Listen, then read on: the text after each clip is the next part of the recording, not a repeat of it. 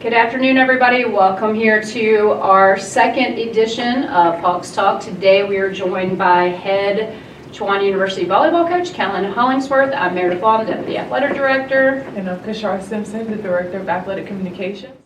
Coach, tell us a little bit about your journey to Chowan. You're in your third year here. How did you get here? Where did you come from? What is your volleyball background? So I've been playing volleyball my whole life.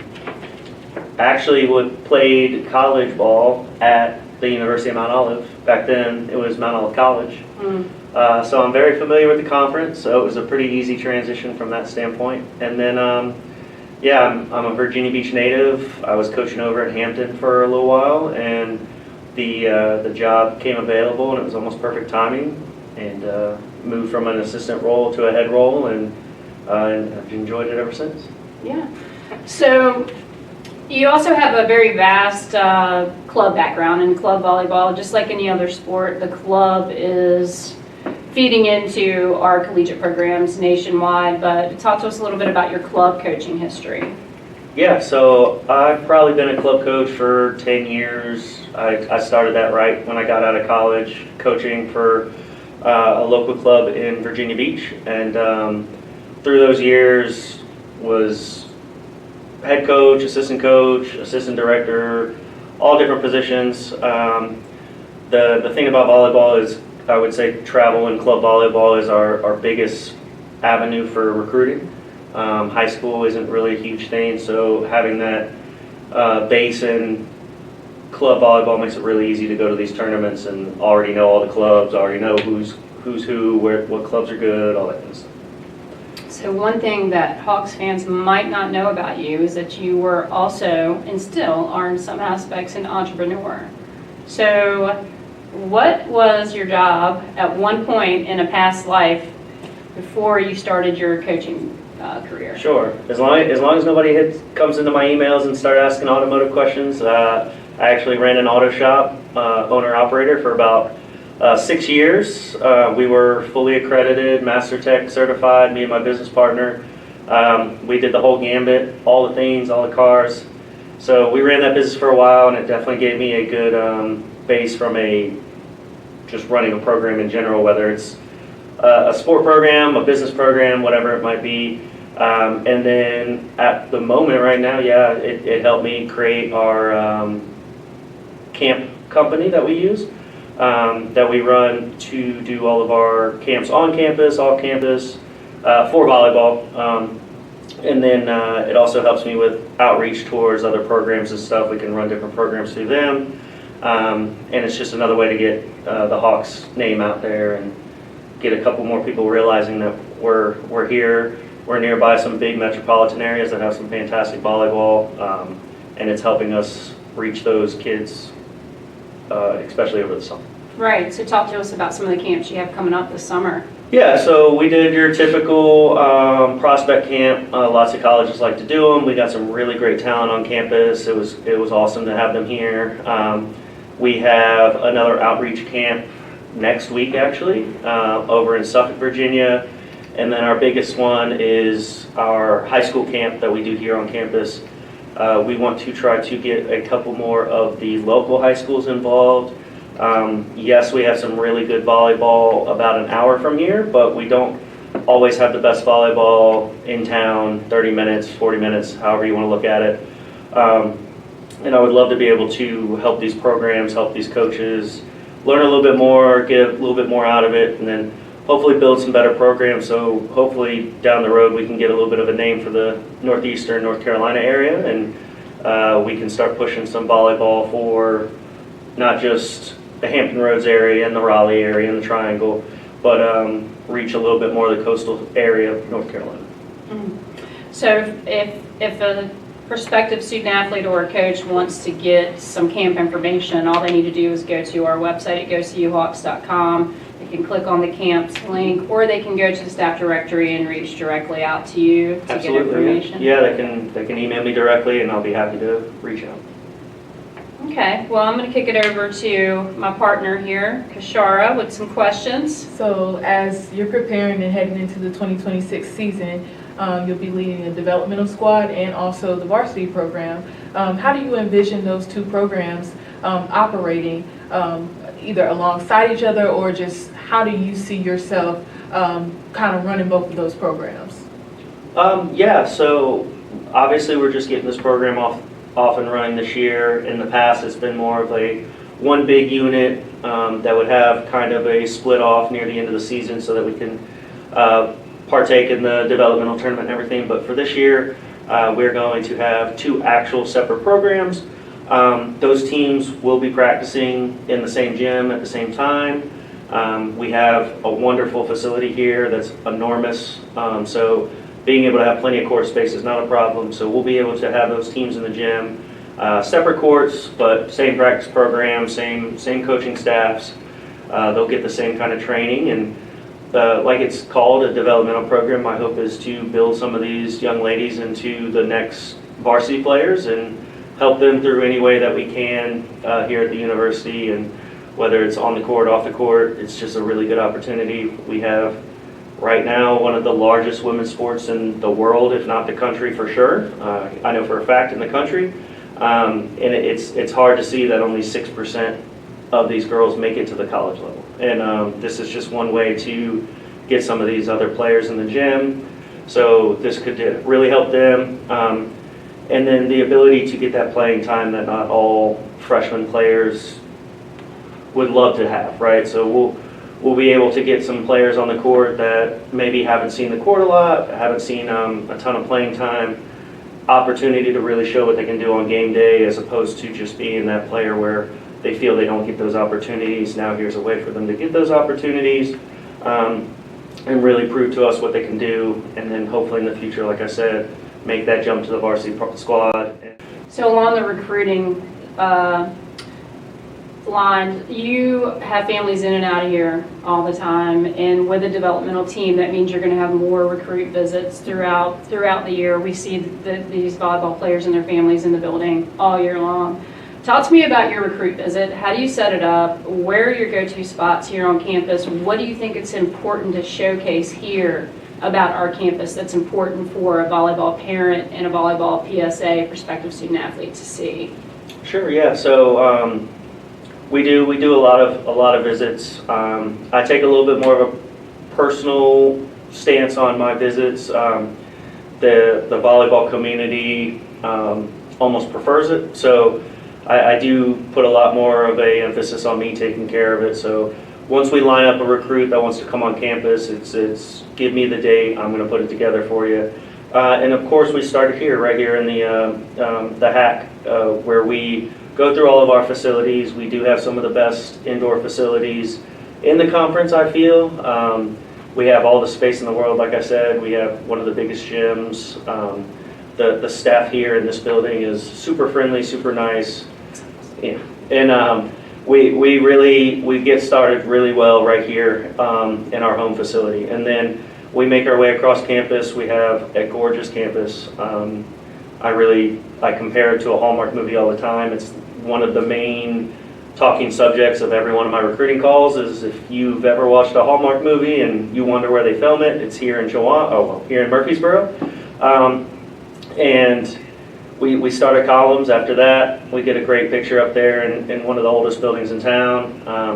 And then we'll move over to the Hawk's Nest. They've just renovated it here a few years ago, right? I think. Mm-hmm. It's gorgeous in there. It's kind of where our student activity center is. Murph's is in there. And of course, Starbucks. The female athletes love some Starbucks. So knowing that we have one of those is a huge plus. I don't think one kid has been upset that we have a Starbucks on campus. And then we'll go to the library. We'll go to Mark's. We'll head to Reed. We'll head to any of the buildings that they'll see a lot of time in for classes. One of the cool things about our school is it doesn't matter who we run into. They're getting talked to. So we could pass a janitor and they're going to get the same conversation as if they were passing the CFO of the university.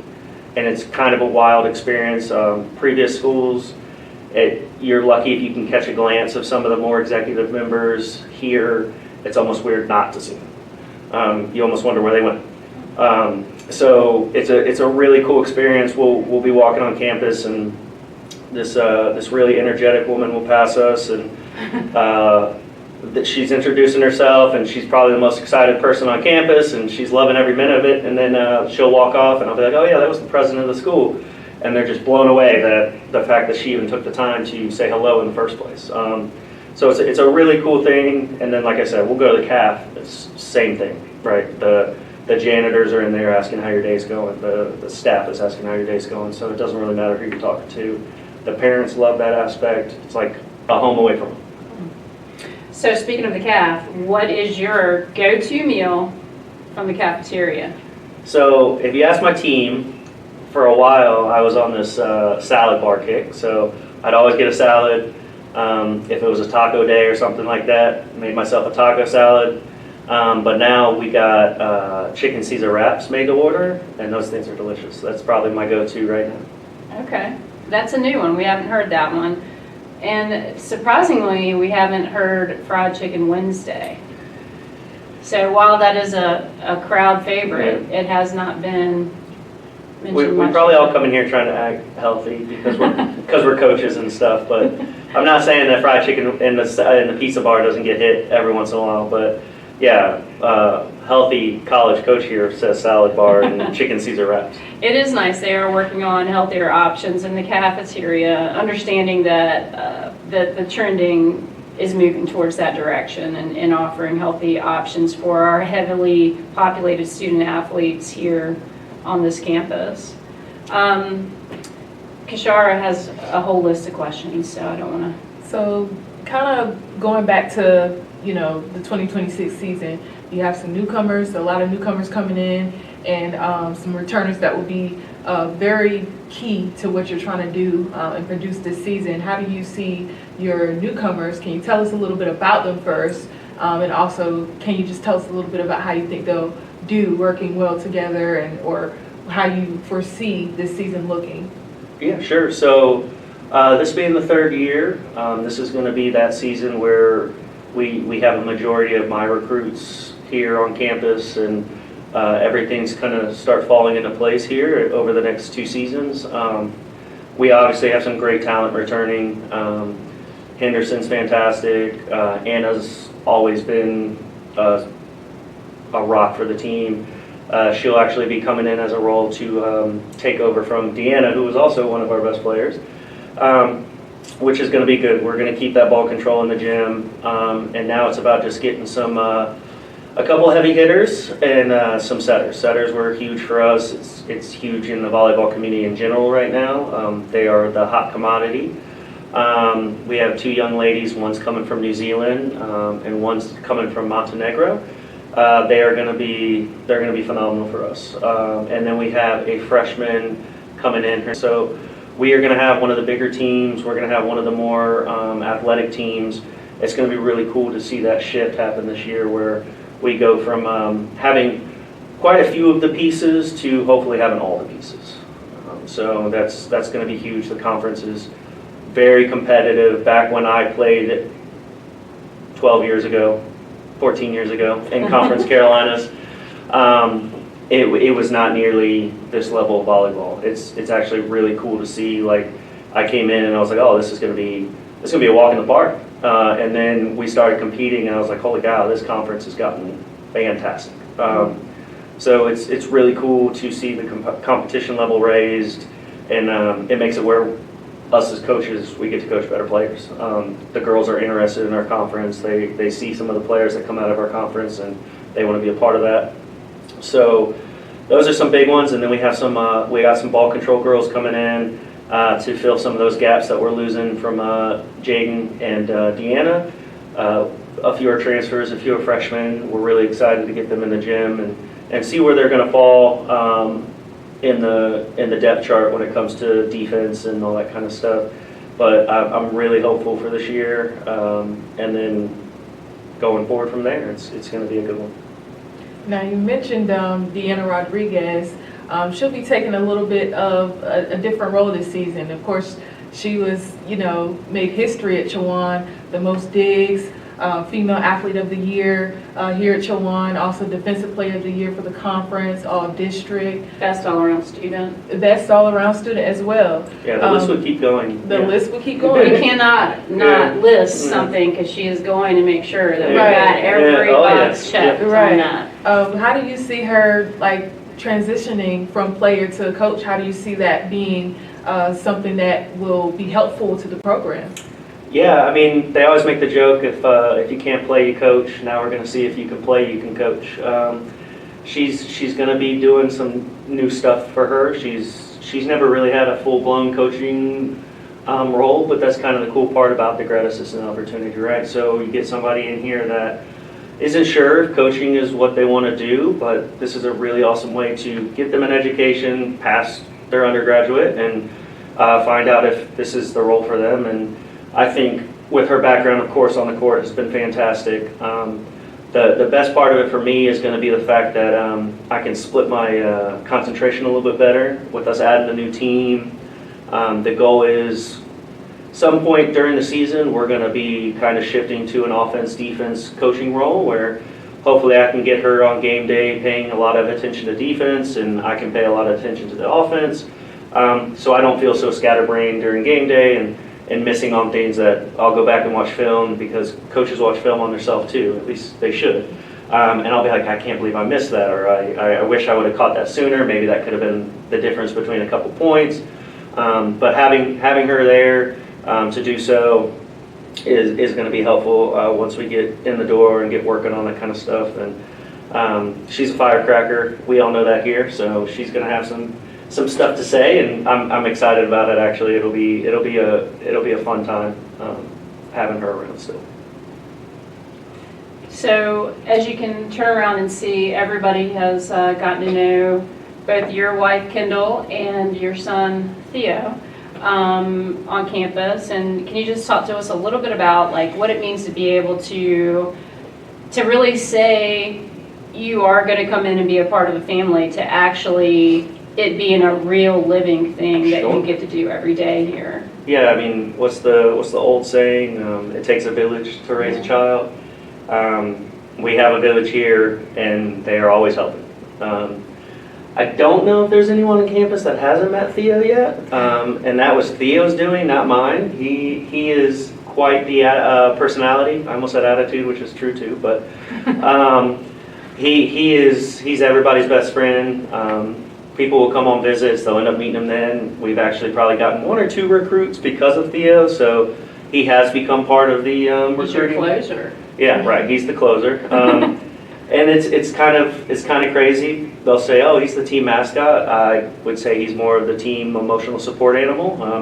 The girls get a little frantic when he hasn't been around for a couple weeks, and we just recently moved to the area, so now he'll be here all the time. So everybody's going to get their fill of Theo, but they'll take him, and I'll find out he's in the library shooting baskets with the basketball team, and then he'll be in the cafeteria with the girls' soccer team hanging out. And as long as the same kid that took him brings him back, I'm pretty good with it, and I think nothing's bad has come from it yet. So we're thrilled to have that support, and of course, from like a staffing standpoint, like there's never been a question of whether or not he can be here on those stressful days where we have stuff going on, he can't make it to daycare, whatever it might be. The support has never been even a question. So that's really cool.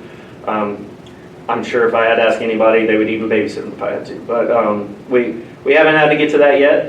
But the day that comes, I'm sure we'll have people beating on the door trying to decide who and when we'll be doing that. Yeah. So if Kashara and I are on a recruiting visit, give us some things that you might tell us as a potential student athlete here to check Chowan out. Yeah, sure. So, like we talked about before, I think the family aspect of our university is pretty uncomparable to other schools. Like, we don't just talk it, we walk it. Like, we're here to help. There's not a person on this campus that wouldn't drop what they're doing to help a student with anything they might need. And then the atmosphere on campus, it's great. It's laid back, but it's competitive. It's you go to class and you learn a lot, but you don't feel like you're overwhelmed. You get everything you need out of it and more. We have student success centers for while you're here. We have student success centers for when you graduate. We don't just kick you to the door once we give you your degree. We stick with you through years and years after the fact. And those same people that knew your name while you're here, when you come back for the Hall of Fame, they'll still know who you are, and they're still going to know you by name. It's fantastic. And in our little town here, which we're learning quickly now that we live here, is what we lack in commercialism, we make up for in family-ran businesses and local charm. Like, there's not a restaurant in town that isn't delicious because there's people in there making it by hand. It's not a situation of which Chili's or TGI Fridays are we going to. It's a situation of what family down the street is going to cook our dinner at a local restaurant this week. And then all the special events we offer, those Wednesdays where we don't have class and we can do some special opportunities for different students and different degrees. That's a really cool thing we can do.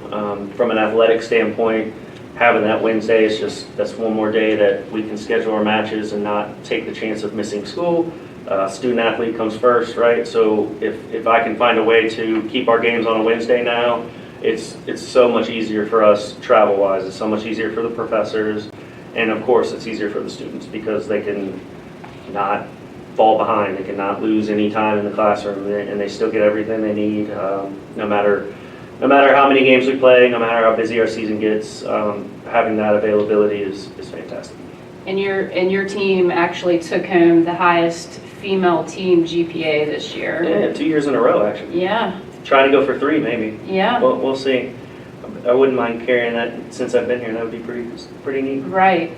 So that is one of your team success stories. Is there another success story that you might look back on and maybe not in the moment realize that it was going to be such a big success, but in retrospect you can look back and say, hey, that was a big deal that we did that. And does anything stand out to you from this past year that you can really hang your hat on there? Yeah, and I'm not trying to throw any trash talking or anything out there, but it was pretty cool to start taking games from some big teams in our conference. Sweeping one in particular, school in 3, was huge for us. It's a school that every team in our conference has trouble beating, no matter what sport it is, and for us to pull that win out was fantastic. I think it just kind of set the standard for what we can do, and now getting even more players in the gym that are going to help fill in those cracks. I don't see why we won't have any issues moving forward, but I do think that was kind of a turning point for us. And when we look back and we say, okay, wow, we just had a phenomenal season, where did it all start? I don't think it'll start in August. I think it would have started at this point, 8 months ago when we had a turnaround in our season. Did it finish exactly the way we wanted? Absolutely not, right? We always want to keep winning and competing. We don't want to fall out in any way whatsoever, but there were games that we couldn't hold a candle to 3 years ago, and now it's other coaches are watching our film, other coaches are talking about us. I go to these tournaments and I run into other conference coaches, and as opposed to them just saying, oh, hey, what's up? They're asking me, who you have coming in? Am I gonna have to worry about this person? Am I gonna have to worry about this? And it's a little bit of a different conversation. They're a little bit more hesitant to just cast us aside, and I think that's really cool. Showing that we're growing a program, showing that we're gonna be something to deal with in the future throughout the whole conference is going to be pretty cool. Now, I think it's pretty unique that you had mentioned that there was a school in the conference that you all swept, because one of your student athletes, Anna Holcomb, she was also featured in our student athlete portion of the featured Hawks, and one of her favorite memories that she mentioned here at Chowan was when y'all swept the team that Dr. Thomas actually came out of the stands, danced with them, but she also said that when they got back to the locker room for the after-game talk, they soaked you. Yeah, they sure did. I was definitely drenched. I think I saw it coming because Theo was in my arms at that point, and I was like, I don't want to traumatize this poor boy, so I handed him off before I walked in, and yes, it was definitely I wish I would have came a little bit more prepared with some of my own, but that's okay. Like I said, it was an awesome moment for us. We were dealing with some serious adversity through this past season, and that was one of those games that we just were, it makes it all worth it from a coach, it makes it all worth it from players, and like I said, if we can have a few more of those this year, and then the year after that have a majority of those, I mean, we're talking about big things happening for the program. How can fans catch you this year? Of course, on the conference network, we are going to have a few preseason matches before the season takes off, a bunch of tournaments. We're actually staying kind of close, so any locals will be at Elizabeth City State for an early season tournament. So if you live in that northeastern North Carolina area, that's an easy trip for people to come out and support. And then if you're a possible recruit, you'll see me at any and every tournament I can make it to. I try my best to get our name out there and go to as many tournaments as I can.